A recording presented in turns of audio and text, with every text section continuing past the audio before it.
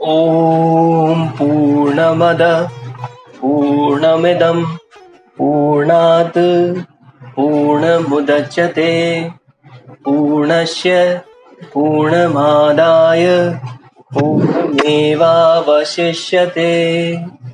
श्री जगदम्बिकायै नमः।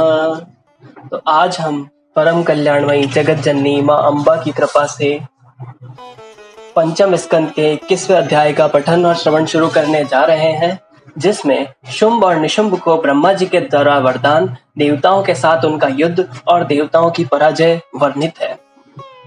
व्यास जी बोले, हे राजन सुनिए, मैं देवी का उत्तम चरित्र कहता हूँ। यह संपूर्ण प्राणियों को सुख देने वाला तथा समस्त पापों का नाश करने वाला है। ओम चंडिका देवी को नमस्कार है। पूर्व काल में शुंभ और निशुंभ नामक दो असुर भाई थे। वे बड़े बलवान, महापराक्रमी तथा पुरुषों से अवध्य थे। उनके पास बहुत से सैनिक थे। वे दोनों वीर देवताओं को सदा दुख देते रहते थे। वे बड़े दुराचारी तथा मदमत्त थे। उनके पास बहुत अधिक दानव थे। अंबिका ने देवताओं के हित के लिए उन दोनों दानवों को उनके परिचरों समेत अत्यंत भीषण संग्राम में मार डाला। महाबाहु, चंड मुंड, भयंकर, रक्तबीज और धूम्रलोचन नामक असुर, वे सब भी भगवती के द्वारा रणभूमि में मारे गए थे। उन सब का वध करके भगवती अंबिका ने देवताओं का बहुत बड़ा भय दूर कर दिया। तदंतर देवताओं ने पवित्र सुमेरु पर्वत पर उन देवी का स्तवन तथा विधिवत पूजन किया। राजा बोले, पूर्व काल में ये दोनों दानव कौन थे? वे बड़े बड़े बलशालियों से भी श्रेष्ठ कैसे हुए? उन्हें राज सिंहासन पर किसने प्रतिष्ठित किया? स्त्री के द्वारा वे कैसे मारे गए? किस देवता की तपस्या के परिणाम स्वरूप प्राप्त वरदान से वे महाबली हुए और किस प्रकार वे मारे गए? यह सब विस्तार पूर्वक बताइए। व्यास जी बोले, हे राजन, अब आप समस्त पापों का नाश करने वाली, सभी प्रकार के अभिष्ट फल प्रदान करने वाली, मंगलमयी तथा भगवती के चरित्र से ओतप्रोत दिव्य कथा सुनिए। पूर्व काल में शुंभ निशुंभ नामक दो दैत्य पाताल से भूमंडल पर आ गए। वे दोनों भाई देखने में बड़े सुंदर थे। पूर्व में वयस्क होने पर दोनों ने जगत पावन पुष्कर तीर्थ में अन्न तथा जल का परित्याग करके कठोर तप आरंभ किया। योग साधना में तत्पर रहने वाले शुंभ और निशुंभ एक ही स्थान पर आसन लगाकर 10,000 वर्षों तक घोर तपस्या करते रहे। अंत में समस्त लोकों के पितामह भगवान ब्रह्मा जी उन पर प्रसन्न हुए और हंस पर आरूढ़ होकर वहां आ गए। ध्यान मग्न होकर बैठे हुए उन दोनों को देखकर जगत के रचयिता ब्रह्मा जी ने कहा, हे महाभाग, तुम दोनों को उठो। मैं तुम लोगों की तपस्या से परम प्रसन्न हूँ। तुम लोगों को जो भी अभिष्ट वर हो उसे बताओ, मैं अवश्य दूंगा। तुम दोनों का तपोबल देखकर तुम लोगों की अभिलाषा पूर्ण करने के विचार से ही मैं यहाँ आया हूँ। व्यास जी बोले, ब्रह्मा जी को यह वाणी सुनकर समाहित चित्त वाले उन दोनों का ध्यान टूट गया। तब प्रदक्षिणा करके उन्होंने दंड की भांति भूमि पर गिरकर ब्रह्मा जी को प्रणाम किया। तत्पश्चात तप के कारण दुर्बल शरीर वाले दोनों दानवों ने ब्रह्मा जी से बड़ी दीनता पूर्वक गदगद वाणी में यह मधुर वचन कहा, हे देवदेव, हे दया सिंधु, हे भक्तों को अभय देने वाले ब्रह्मन, हे विभो, यदि आप हम पर प्रसन्न हैं तो हमें अमृतत्व प्रदान कीजिए। मृत्यु से बढ़कर दूसरा कोई भी भय इस पृथ्वी लोक में नहीं है। उसी भय से संत्रस्त होकर हम दोनों आपकी शरण को प्राप्त हुए हैं। हे देव देवेश, आप हमारी रक्षा कीजिए। हे जगतकर्ता, हे क्षमा निधान, हे विश्वात्मा, आप हमारे मरण जन्य भय को शीघ्र ही दूर कर दीजिए। ब्रह्मा जी ने कहा, तुम लोगों ने ये कैसा सर्वथा नियम विरुद्ध वरदान मांगा है? तीनों लोकों में किसी के द्वारा किसी के लिए भी ये वरदान सर्वथा अदेय है। जन्म लेने वाले की मृत्यु निश्चित है और मरने वाले का जन्म निश्चित है। विश्व की रचना करने वाले प्रभु ने यह नियम पहले से ही निर्धारित कर रखा है। सभी प्राणियों को निश्चित रूप से मरना ही पड़ता है, इसमें संदेह नहीं है। अतः इसके अतिरिक्त तुम लोगों का जो भी दूसरा अभिलिषित वर हो उसे मांग लो, मैं अभी देता हूँ। व्यास जी बोले, हे राजन, ब्रह्मा जी की ये बात सुनकर उन दोनों दानवों ने परस्पर भली भांति विचार करने के उपरांत उन अपने सम्मुख खड़े उन ब्रह्मा जी को प्रणाम करके कहा, हे कृपा सिंधु, देवता, मनुष्य, मृग अथवा पक्षी, इनमें से किसी भी पुरुष जाति के द्वारा हमारा मरण न हो, यही हमारा अभिष्ट वर है, इसे आप हमें प्रदान करें। ऐसी कौन सी बलवती स्त्री है जो हम दोनों का नाश कर सके? इस चराचर त्रिलोकी में किसी भी स्त्री से हम नहीं डरते।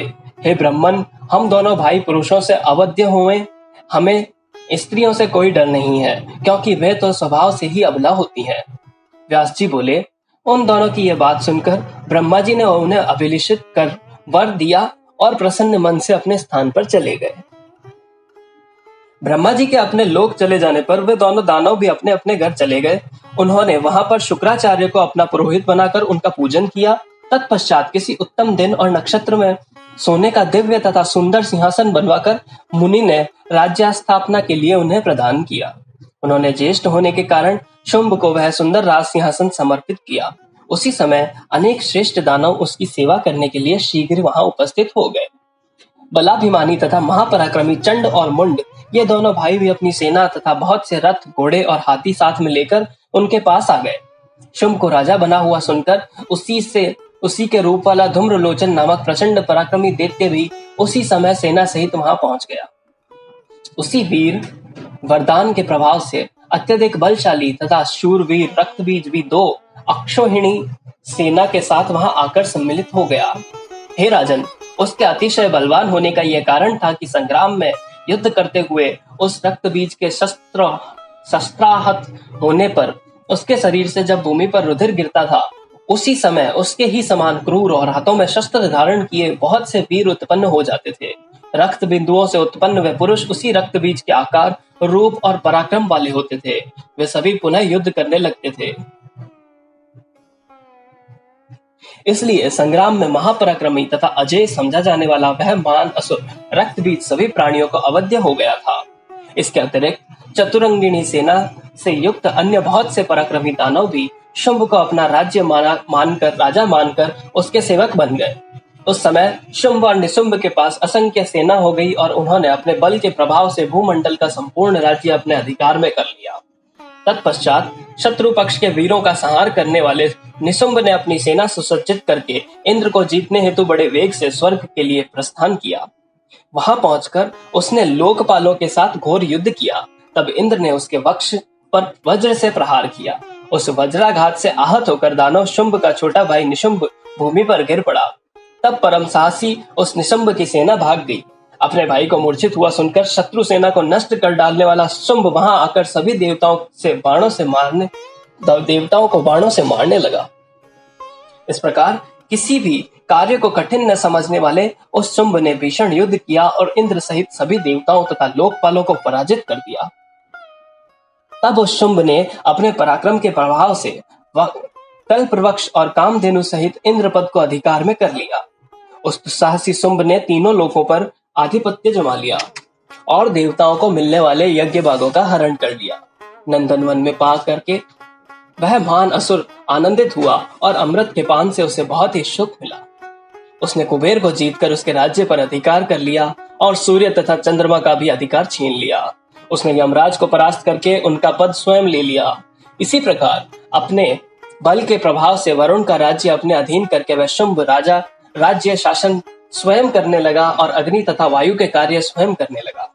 तब असुरों के द्वारा तिरस्कृत और राज्य छिन जाने के कारण नष्ट शोभा वाले सभी देवता नंदनवन छोड़कर पर्वतों की गुफाओं में चले गए।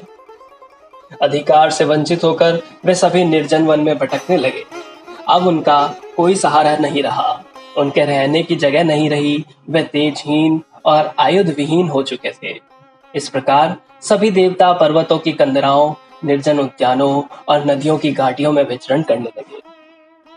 हे महाराज, स्थान भ्रष्ट हो जाने के कारण उन बेचारे लोकपालों को भी कहीं सुख नहीं मिल रहा था और फिर यह सुनिश्चित भी था कि सुख सदा प्रारब्ध के अधीन रहता है। हे नराधीप, बलशाली, बड़े भाग्यवान, महान ज्ञानी तथा धर्म संपन्न व्यक्ति भी विपरीत समय उपस्थित होने पर दुख तथा कष्ट पाते हैं। हे महाराज, उस काल की गति बड़ी ही विचित्र होती है, जो एक साधारण मनुष्य को राजा बना देता है और उसके बाद राजा को भिखारी बना देता है। वही काल दाता को याचक, बलवान को निर्बल, पंडितों को अज्ञानी और वीर को अत्यंत कायर बना देता है। 100 अश्वमेध यज्ञ करने के बाद सर्वोत्कृष्ट इंद्रासन प्राप्त करके भी बाद में समय के फेर से इंद्र को असीम कष्ट उठाना पड़ा था। काल की ऐसे विचित्र गति होती है। समय ही मनुष्य को धर्मात्मा तथा ज्ञानवान बनाता है और फिर उसी व्यक्ति को पापी तथा अत्यल्प ज्ञान से भी हीन बना देता है। अतः काल की इस अद्भुत गति के विषय में कुछ भी आश्चर्य नहीं करना चाहिए। यदि काल ब्रह्मा, विष्णु, शिव आदि को इसी प्रकार संकट में डाल देता है, बलवान काल के ही प्रभाव से भगवान विष्णु को शुकर आदि योनियों में जन्म लेना पड़ा और शिव जी को कपाली होना पड़ा। इस प्रकार 18,000 श्लोकों वाली श्रीमद् देवी भागवत महापुराण संहिता के अंतर्गत पंचम स्कंद का शुंभ निशुंभ द्वारा स्वर्ग विजय वर्णन नामक 21वां अध्याय। ओम तत्सत।